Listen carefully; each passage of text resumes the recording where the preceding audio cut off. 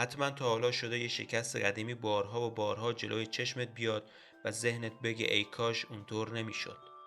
حقیقت اینه که شکست نقطه پایان نیست.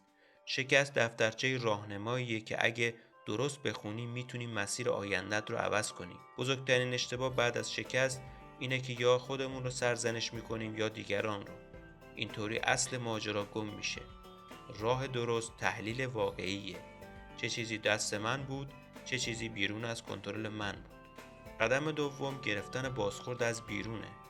خیلی وقتا چشم خودمون نقاط کور رو نمیبینه، اما یک دوست یا یه مربی میتونه همون نکته حیاتی رو یادآوری کنه. نکته سوم تکرار نکردن همون مسیر قبلیه. شکست یعنی همون روش جواب نداده. حتی تغییر کوچیک در زمان بندی، ابزار یا استراتژی میتونه نتیجه بعدی رو عوض کنه. و در نهایت باید صبور بود.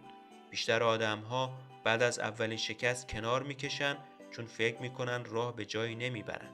اما تجربه نشون داده همونهایی که ادامه میدن همونها هستن که روزی موفقیت رو تجربه میکنن. شکست‌های گذشته قرار نیست زنجیر پای ما باشن. میتونن پله‌هایی باشن برای صعود.